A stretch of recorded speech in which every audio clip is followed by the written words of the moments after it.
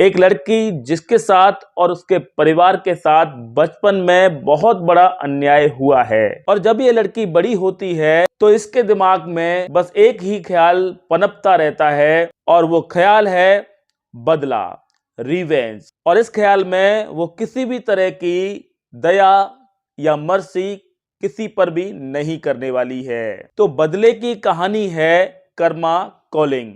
Review करेंगे web series Karma calling को, तो बने रहिए मेरे साथ इस वीडियो में शुरू से लगाकर बिल्कुल एंड तक।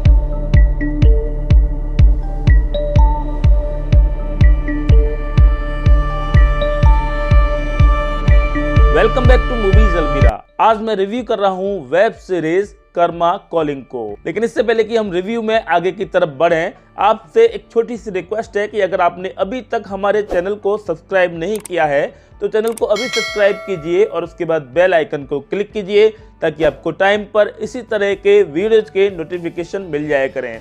वीडियो को अगर लाइक नहीं किया है तो वीडियो को लाइक भी अभी कर दीजिए, क्योंकि बाद में आप भूल जाते हैं कि वीडियो को लाइक भी करना है। तो चलिए अब रिव्यू की तरफ आगे बढ़ते हैं। रिव्यू में एज यूजुअल सबसे पहले हम बात करते हैं स्टोरी की, तो यहाँ पर भी इस वेब सीरीज की स्टोरी से ही शुरुआत करते हैं। कर्मा कॉलिंग सीजन 1 ये वेब सीरीज बेस्ड है मार्क केली के शो रिवेंज पर, जो कि 2011 और 2015 के बीच में यूएसए में रिलीज हुआ था। ये कहानी है एक लड़की की जो बचपन में एक परेशानी को झेलती हुई आई है। बचपन में उसके पिता को उसके दोस्तों के द्वारा एक बैंक स्कैम में फंसा दिया जाता है और बचपन के कुछ सालों तक वो अपने पिता को समझती रहती है कि उसके पिता एक हैवान थे, लेकिन बाद में उसे पता चलता है कि उसके पिता के साथ अन्याय हुआ है। तब वो अपने मन में ठान लेती है कि मुझे इस अन्याय का बदला लेना है। इसी बदले और इसी रिवेंज की कहानी है कर्मा कॉलिंग। ये लड़की जिसका नाम अंबिका है अपने नाम को बदलकर कर्मा तलवार रख लेती है और कर्मा तलवार के रूप में एक बहुत बड़ी शख्सियत के रूप में प्रसिद्ध होती है, जो कि कोठारी परिवार से बदला लेने के लिए उसके परिवार में इन्वॉल्व हो जाती है। अब इस वेब सीरीज में आगे क्या होता है, किस तरह से ये लड़की बचपन में हुए अपने साथ अन्याय का बदला लेती है, किस तरह से वो इस रिवेंज को अंजाम देती है, जो रिवेंज एकमात्र उसका लक्ष्य होता है उसको किस तरह से अंजाम देती है, ये जानने के लिए इस वेब सीरीज को पूरा देखना पड़ेगा। ये तो हुई स्टोरी। अब हम बात करेंगे यहाँ पर स्क्रीन प्ले की।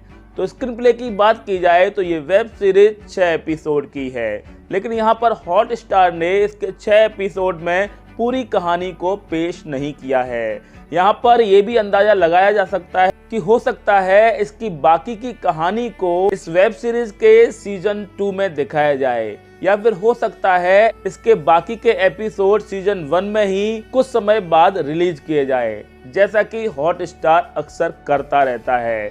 जिस तरह से आर्या सीजन 3 में किया, जिस तरह से the legend of Hanuman season 3 में किया, उसी तरह से हो सकता है हॉटस्टार कर्मा कॉलिंग सीजन 1 के कुछ एपिसोड को बाद में रिलीज करे। तो स्क्रीन प्ले ठीक ठाक कहा जा सकता है। पहला एपिसोड आपको बोर करता है, ऐसा लगता है कि कुछ समझ में नहीं आ रहा है कि स्टोरी क्या कहने की कोशिश कर रही है, लेकिन सेकंड एपिसोड में जब आप पहुंचते हैं तो आपको पता चल जाता है स्टोरी किस बारे में है, और स्टोरी जब आपको समझ में आने लगती है तो ये वेब सीरीज आपको बांधने में कामयाब रखती है और ये वेब सीरीज आपको एंगेज करने में कामयाब रहती है। लेकिन फिर भी मैं ये कहूँगा इस वेब सीरीज का स्क्रीन प्ले स्लो ही कहा जा सकता है, इसमें बहुत सारा काम किया जा सकता था। म्यूजिक की बात की जाए, बीजीएम में मुझे एक ही तरह का म्यूजिक सुनने को मिलता है। मुझे लगता है सीन्स के अकॉर्डिंग म्यूजिक पर भी बहुत ज़्यादा काम किया जा सकता था, लेकिन ठीक ठाक ही म्यूजिक को कहा जा सकता है, बहुत खराब तो नहीं कहूँगा। बात अगर की जाए डायरेक्शन की, तो डायरेक्शन की यहाँ पर बात की जाए तो इस वेब सीरीज को एक अच्छे डायरेक्शन, अच्छे निर्देशन में बहुत ज़्यादा शार्प किया जा सकता था और बहुत बेहतरीन वेब सीरीज ये बनाई जा सकती थी, जो डायरेक्शन की कमी इसमें पूरी तरह से खल रही है। परफॉर्मेंस की बात की जाए तो यहाँ पर परफॉर्मेंस में सबसे पहले मैं बात करूंगा रवीना टंडन की। रवीना टंडन के परफॉर्मेंस को ठीक ठाक कहा जा सकता है।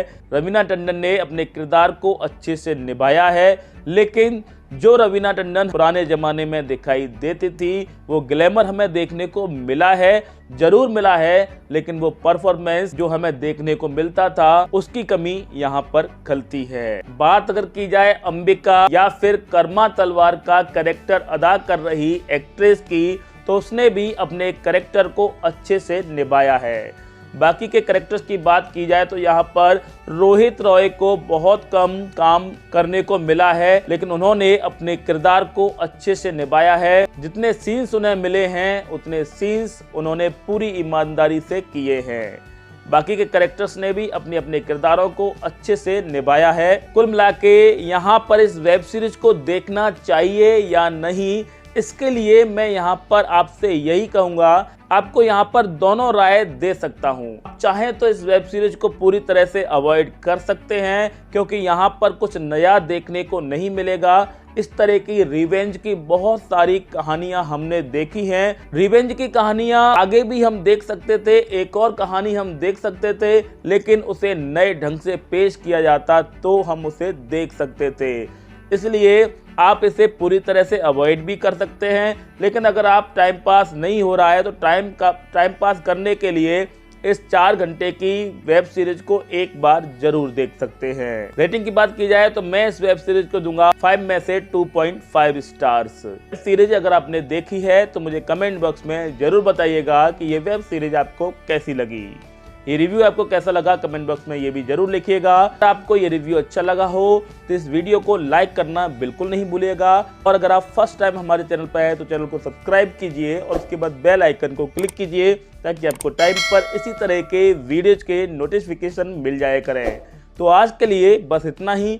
मैं फिर आऊँगा एक नए रिव्यू के साथ। टिल देन खुश रहिए, आबाद रहिए और मुस्कुराते रहिए।